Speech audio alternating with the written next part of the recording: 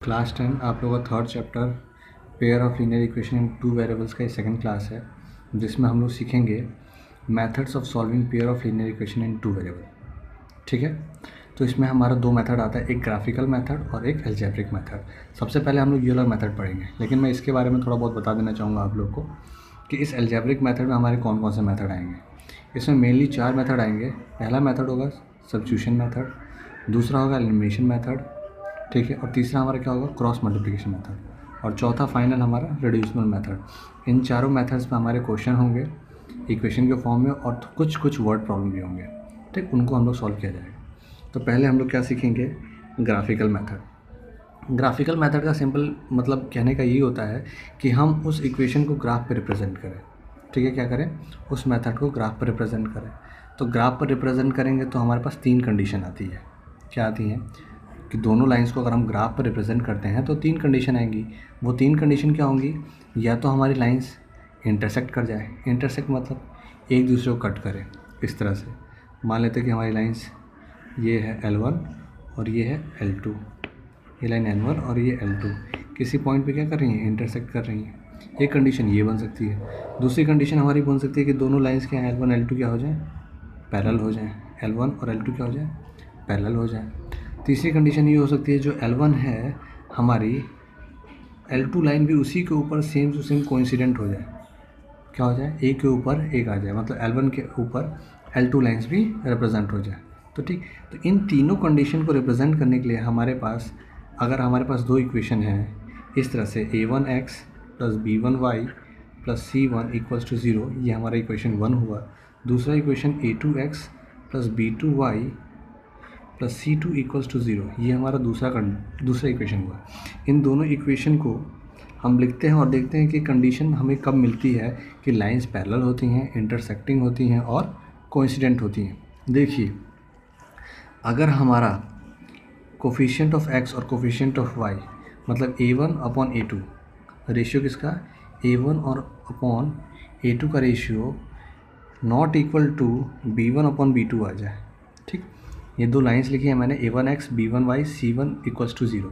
a1 यहाँ से इस इक्वेशन का और a2 इस इक्वेशन का, इसका रेशियो और b1 अपॉन b2 का रेशियो अगर हमारा बराबर नहीं आ रहा है, ठीक, जैसे कि 2 upon 3 is not equal to 1 upon 3, जाहिर सी बात नहीं है। तो कंडीशन क्या आ रहा है, a1 upon a2 b1 upon b2 का इक्वल नहीं है। तब क्या होगा, हमारी लाइंस कंडीशन किसका बनेगा, इंटरसेक्टिंग लाइंस का कंडीशन बनेगा।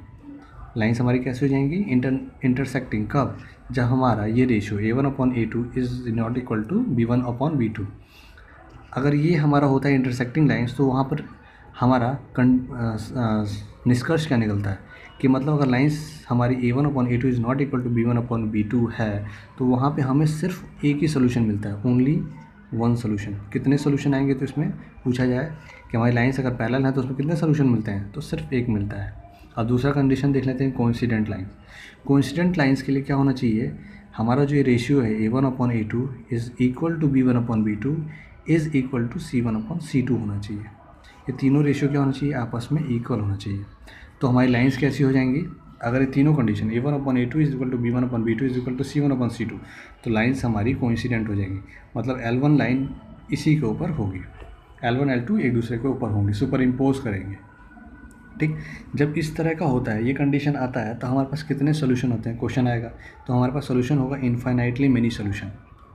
इन्फाइनाइटली मैनी सोल्यूशन, हमारे पास बहुत सारे सोल्यूशन हो जाएंगे। एक सोल्यूशन नहीं होगा, बहुत सारे सोल्यूशन होंगे जहाँ पर लाइन एक दूसरे के ऊपर सुपर इम्पोज करेगी, वो सारे पॉइंट्स क्या हो जाएंगे, हमारे सोल्यूशन मिल जाएंगे।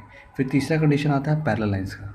लाइंस पैरेलल कब होंगी, तो लाइंस पैरेलल तभी होंगी जब हमारे पास ये ratio a1 upon a2 is equal to b1 upon b2 is not equal to c1 upon c2।